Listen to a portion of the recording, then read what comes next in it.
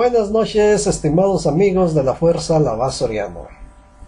Por aquí tenemos un nuevo video cortito porque mi director de cámaras se enfada cuando hago videos largos.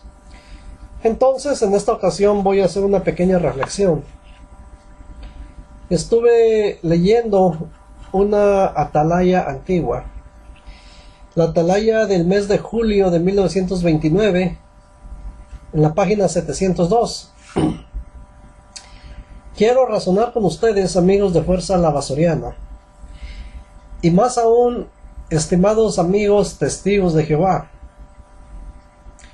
Quiero ver si podemos razonar juntos, si podemos meditar, pudiéramos discernir y pudiéramos captar un buen punto.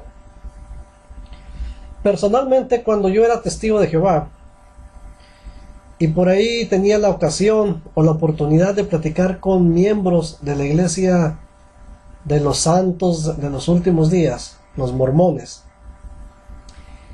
me gustaba platicar con ellos porque había un punto que yo defendía y que ellos no me podían rebatir ni arguir. Yo les decía a los mormones que si su iglesia fuera la iglesia verdadera, entonces el Espíritu Santo tendría que dar prueba palpable, tangible, tácita, real, expresa, de que estaba en armonía con sus enseñanzas.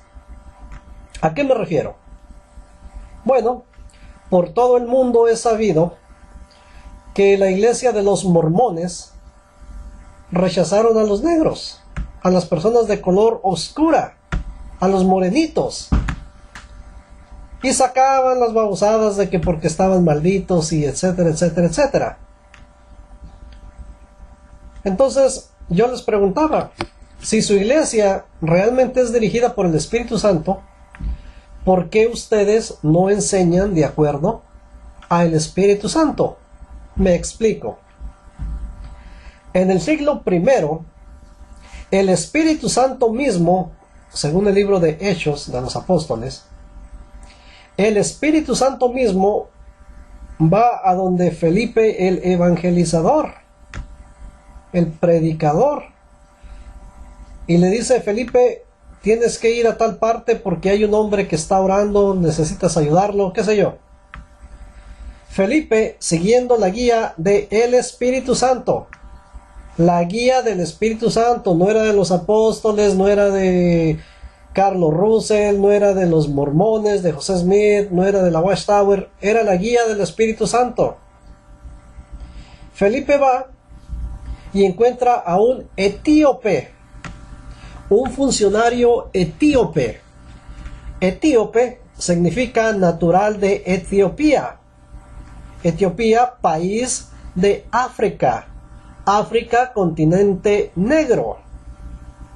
Por lo tanto, el etíope, al cual Felipe fue llevado por el Espíritu Santo, era un negrito, era una persona de color. Una vez que comprendió algunos puntos por ahí que le explicó Felipe, esta persona de color, este negrito, pidió ser bautizado, y él y su casa, o sea, él y toda su servidumbre, su esposa, sus hijos, sus tíos, sus hermanos, todos quienes dependían de él, fueron bautizados. Este relato nos enseña que al Espíritu Santo, desde el siglo I, le pareció bien aceptar a todo ser humano como seguidor y hermano de Jesucristo, incluidos los negritos. Por eso se da ese relato en las Escrituras, para ver que las gentes de África, la gente de piel oscura, color de ébano, morenos, ellos también eran dignos de la salvación y dignos del privilegio de ser llamados hijos de Dios, hermanos de Cristo, parte o miembros del cuerpo de la iglesia. Desde el siglo I esto fue claro. Sin embargo, curiosamente, los mormones, desde su fundación hasta principios de los 90, no aceptaron a ninguna persona de color en sus miembros. ¿Por qué? Pues porque no estaban dirigidos por Espíritu Santo. Estaban en pugna contra el Espíritu Santo. El Espíritu Santo decía: morenos, negritos, sí, aceptos, dignos de la salvación, hermanos de Cristo, hijos de Dios. Personas del continente africano, bienvenidos. Eso dijo el Espíritu Santo desde el primer siglo. Pero algunas religiones norteamericanas, religiones hechas por hombres racistas, discriminadores, odiadores, no los aceptaban. Ese fue el caso de la iglesia mormona. Por eso yo les decía, ustedes no pueden ser la iglesia verdadera porque discriminan por el color de la piel. Y ningún mormón podía refutarme ese argumento. Sin embargo, yo estaba defendiendo en ese tiempo a los testigos de Jehová. Pero cuán grande fue mi sorpresa cuando leo esta atalaya que está en inglés del año 1929. Una atalaya que, según sostienen, dicen, proclaman los testigos de Jehová, la atalaya es el alimento que Cristo les da mediante su esclavo fiel y discreto, el siervo ungido de Dios, el escogido por Dios, su organización visible aquí en la tierra para la salvación de los pecadores, el pueblo de Jehová. En 1929, ese siervo ungido era José Rutherford. Lo que me llama la atención es que los testigos de Jehová hasta el día de hoy todavía ponen a José Rutherford como un ejemplo a seguir de un hombre escogido por Dios para dirigir su organización. Pero si queremos ser imparciales, así como yo les decía a los mormones que no seguían la guía del Espíritu Santo al rechazar a los negros, me he dado cuenta que los testigos de Jehová, bajo el mando de J.F. Rutherford, un borrachín de Baja Calaña, en esta atalaya, en la página 702, julio de 1929, se refería a las personas de raza obscura como Negroes, niggers, negros, un término despectivo. Y en esta atalaya, curiosamente, Jesucristo dice que es la mejor clase de servidumbre que hay en la tierra. Nada más para eso sirven los morenos, para ser esclavos. Eso es lo que dijo J.F. Rutherford en su atalaya de julio de 1929, en la página 702. Así es, estimado amigo testigo de Jehová. Sepa usted que su amada organización no puede ser dirigida por Espíritu Santo, porque al igual que sus hermanos los mormones, también despreciaban a los morenitos.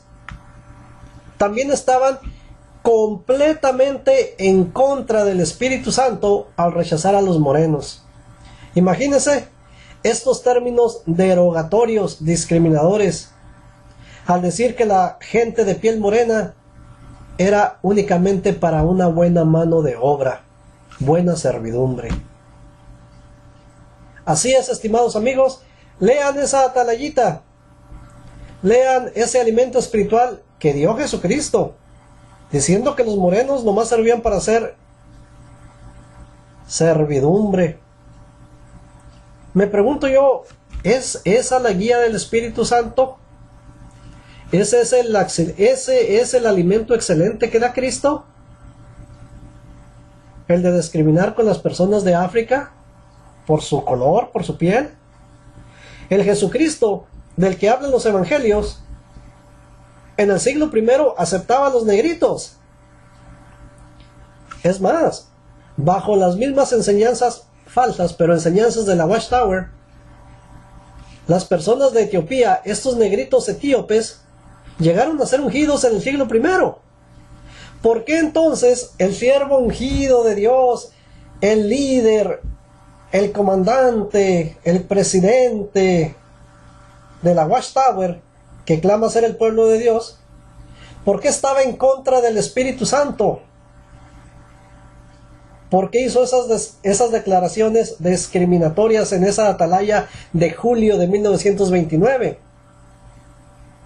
Eso no es un alimento que hubiera dado el verdadero Jesucristo. Ese es un alimento procedente de el discriminador mayor, el odiador mayor, que es el diablo. Piense, amigo testigo de Jehová, Jesucristo en el siglo primero mandó a Felipe a bautizar a un negrito y a toda su familia. Pero no, ahora los mormones y la Watchtower no los aceptan, mucho menos como hijos de Dios o hermanos de Cristo. En 1929 la Watchtower discriminaba a las personas de color. Ahí está la atalaya, el que la quiera ver. El que quiera seguir tapándose los ojos y hacerse el bobo, engañándose a él mismo con el razonamiento favorito de Jehová lo aclarará a su debido tiempo. No se hagan bobos, no se engañen ustedes mismos. Ahí está la evidencia. Esto no es una literatura apóstata, claro que no. Es literatura impresa por la sociedad Watchtower. No podían estar en unión con el Espíritu Santo porque son una organización falsa, completamente falsa. Yo no sé cómo hay personas que aún ven la evidencia y en vez de ponerse a investigar, porque su vida, su futuro eterno está de por medio, cierran los ojos como una ovejita que va al degüello y dicen que sea lo que Dios quiera, que Jehová lo diga a su tiempo. Pero Jehová les ha dado inteligencia para que investiguen, para que razonen. Ese fue un punto que yo quería hablar en cuanto a la raza de color, como tanto los mormones como la Watchtower han discriminado contra ellos. Hay otro punto que quería mencionar, y es en cuanto a la apostasía. La sociedad Watchtower tiene una manera muy sui generis, una manera muy escondida de eliminar a personas incómodas.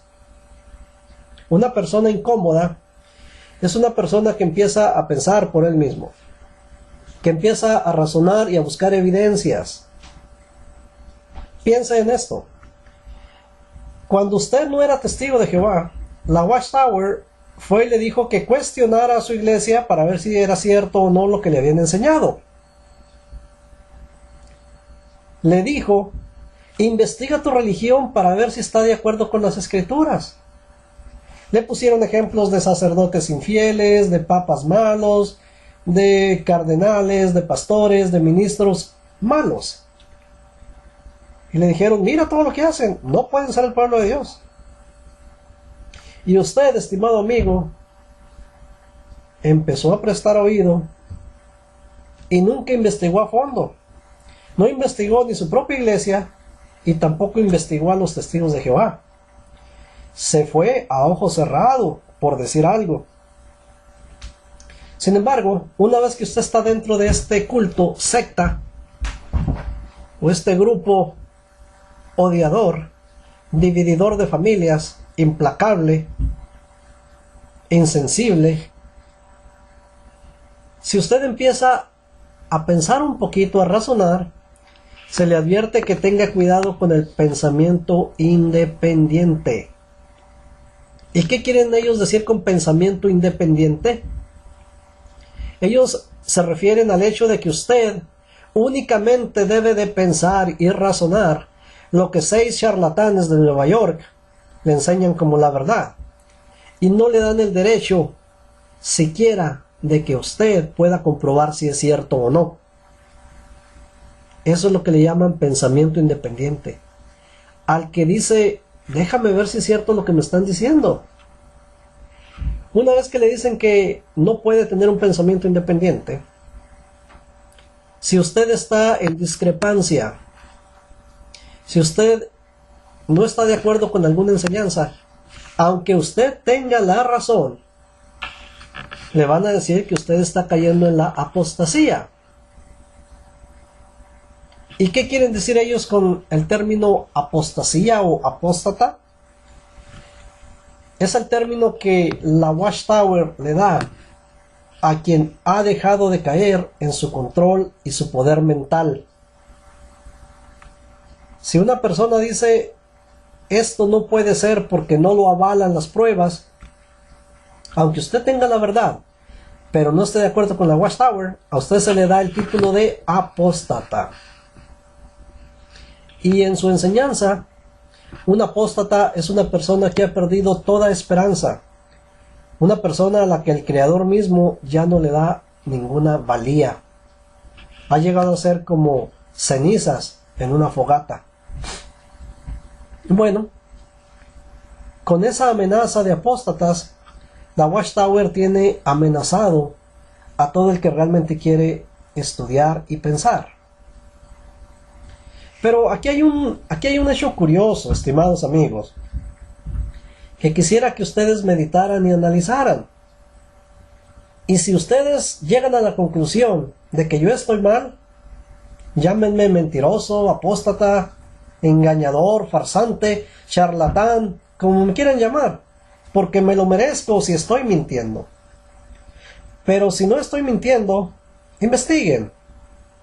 Y es el ejemplo de nuestro queridísimo, amado y bien ponderado borrachín, fumador, adúltero J.F. Rutherford. Este hombre fue el sucesor de Carlos Russell. Él se autonombró presidente de la Watchtower, puesto que él no figuraba en el testamento de Carlos Russell. Él usurpó legalmente esa posición. Por los primeros años de su mandato estuvo de acuerdo con Russell. Pero después entre 1927 y 1929, este hombre da un giro de 360 grados a las enseñanzas que tenía Russell. Y ahora empieza a llamar enseñanzas satánicas a todo lo que enseñaba Carlos Russell. Ahora dice que Cristo le ha dicho que todo es una enseñanza demoníaca. Por eso dejaron de creer en la cruz, dejaron de celebrar cumpleaños, navidades, Día de la Madre, en fin, un sinnúmero de celebraciones. Lo interesante de esto, amigos, es que cuando vino Cristo en 1918 o 1919 a escogerlos, así los aceptó con esas enseñanzas. Cristo no dijo que eran enseñanzas satánicas, por eso supuestamente los escogió. Pero ahora viene este hombre y dice que todas son enseñanzas satánicas. Y llama al pastor Russell un enseñador de mentiras diabólicas. Entonces, pregúntese usted, si Russell enseñaba mentiras, doctrinas satánicas, ¿por qué fue el esclavo fiel y discreto él? Porque él restauró al pueblo de Dios. ¿No sería entonces que Rutherford fue el apóstata? ¿Quién se atreve a llamar al ungido de Dios un enseñador de enseñanzas demoníacas? ¿Quién se atreve en su sano juicio a decir que el pueblo que escogió Jesucristo en 1918 está enseñando doctrinas demoníacas? Si por eso lo escogió Jesucristo. Ahora, no estuvo el juez Rutherford apostatando de el pastor Russell. Sí, apostató de todo lo que él enseñaba. Por eso es que se dejó de creer todo lo que Russell enseñaba. Así que Rutherford fue el primer apóstata. No entiendo yo cómo la Watchtower, aquí hay un hoyo negro en las enseñanzas de la sociedad Watchtower. Por un lado, hasta el día de hoy, dicen que su fundador fue Carlos Russell. Pero su segundo presidente, que es Rutherford, en su literatura escribe que Russell enseñaba doctrinas demoníacas. ¿Fueron los testigos de Jehová fundados por un hombre que enseñaba doctrinas demoníacas? No lo estoy diciendo yo, ni lo dice Fuerza Lavasoriana, ni lo dice Snarky Apologist, ni lo dicen Liberados, ni lo dice Sednar. No, lo dice el segundo presidente de la sociedad. Russell enseñó doctrinas satánicas, demoníacas. Por eso las vamos a eliminar. Y los testigos de Jehová dicen que Russell fue su fundador. ¿Fueron fundados por un hombre que enseñaba enseñanzas demoníacas? ¿Quién está mintiendo? ¿Están orgullosos de que un hombre que enseñó doctrinas demoníacas sea su fundador? Por eso lo ponen como un ejemplo hasta el día de hoy. Y si no es así, ¿por qué se quedan callados? ¿Y por qué no desenmascaran a J.F. Rutherford, fumador, bebedor, adúltero, déspota, mal hablado? Ese hombre sí fue un apóstata, apostató del pastor Russell. Y aún así lo siguen poniendo de ejemplo, un ejemplo a seguir. ¿Un apóstata es un ejemplo a seguir? Piensen en esto, estimados amigos. El siervo ungido por Dios, el escogido por Cristo, sería un hombre humilde que no violaría la ley impunemente. Sin embargo, ustedes saben muy bien que durante el mandato de Rutherford existía la ley seca en los Estados Unidos. Sin embargo, Rutherford utilizaba a la sociedad o a las oficinas de Canadá para que le trajeran clandestinamente, quebrando la ley, cajas y cajas de whisky. Porque el hombre era un bebedor empedernido. Ese era el ungido de Dios, el que quebraba la ley, el que contrabandeaba licor de Canadá a los Estados Unidos para su uso personal, cerveza, cigarros. ¿Es ese el ejemplo de ungido que tiene Jesucristo? ¿Un contrabandista de alcohol y de tabaco? ¿Es ese el ungido por Cristo para dirigir su iglesia? Piensen, razonen. Si fuera el ungido por Cristo para restaurar, para seguir una iglesia verdadera, jamás estuviera contrabandeando licor y tabaco. No puede ser el ungido por Cristo. Y una forma de comprobar que Rutherford no fue ningún ungido por Cristo es fácil. ¿Por qué no se enseñan sus enseñanzas hasta el día de hoy? ¿Por qué todo fue descartado? ¿Quién apostató de las enseñanzas de Rutherford? ¿Por qué se eliminó todo lo que él creía? Si era el ungido de Dios, tendría que hablar cosas que vienen de Dios. Tendría que enseñar la verdad. Y la verdad no cambia ni se modifica. La verdad es siempre la verdad. ¿Por qué ya no enseñan lo que predicaba Rutherford? Y yo hago una pregunta, estimado amigo que me está viendo. ¿Quién fue apóstata entonces? ¿Russell? ¿Al enseñar enseñanzas satánicas? Dicho por Rutherford. Y está escrito. ¿O fue más apóstata Rutherford? ¿Quién de los dos fue el apóstata? Porque los testigos de Jehová dicen, enseñan, predican, que Cristo los escogió en 1918. Ok. Entonces, ¿por qué han abandonado las prácticas religiosas que tenían cuando Cristo los escogió? ¿Por qué han apostatado de las enseñanzas, de las verdades sobre las cuales Cristo se basó para escogerlos? ¿Quién es el apóstata?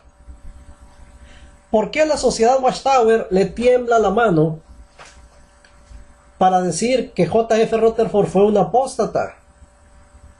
Porque apostató contra Carlos Russell. Y es tan fehaciente la prueba que Nathan H. Knorr descartó las enseñanzas de Rutherford.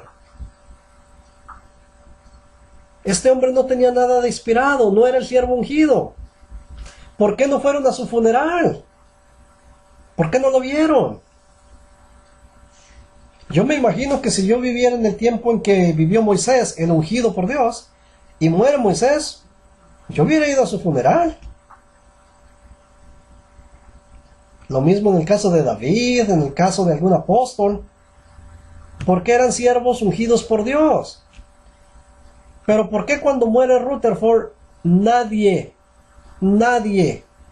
va a su funeral? ¿Ese fue el respeto al ungido de Dios? No se hagan bobos. Testigos oculares han dado su testimonio que nadie quería a Rutherford por su despotismo, por su forma tan autoritaria y cruel. Nadie lo quería, por eso no fueron ni a su entierro, a su funeral. ¿Por qué a la Watchtower le tiembla la mano para decir quién fue apóstata? ¿Rutherford? ¿Knorr? ¿Russell? Alguno de esas tres personas tuvo que caer en apostasía, porque renunciaron a las enseñanzas de uno del otro. ¿Quién fue el apóstata? ¿Fue Russell? ¿Fue Rutherford? ¿Fue Knorr? ¿Fue Franz? ¿Fue Henschel? Ninguno ha creído las enseñanzas del otro. Han apostatado unos de otros. ¿Quién ha sido el mayor apóstata? ¿Por qué a la sociedad Watchtower le tiembla la mano para decir quién fue el primero que apostató? Porque si no hubieran apostatado, hasta ahorita se seguirían las enseñanzas de Carlos Russell. Si es cierto que él restauró el cristianismo en el siglo XIX, lo que él restauró tenía que estar hasta el día de hoy. Pero no hay nada. Acuérdese, testigo de Jehová que me ve, que Russell murió enseñando que Cristo había muerto en 1800, que había vuelto en 1874. Murió con esa enseñanza. Luego viene Rutherford y dice que no, que es en 1914. ¿Quién de los dos dijo la verdad? ¿Quién fue el mentiroso y quién fue el falso?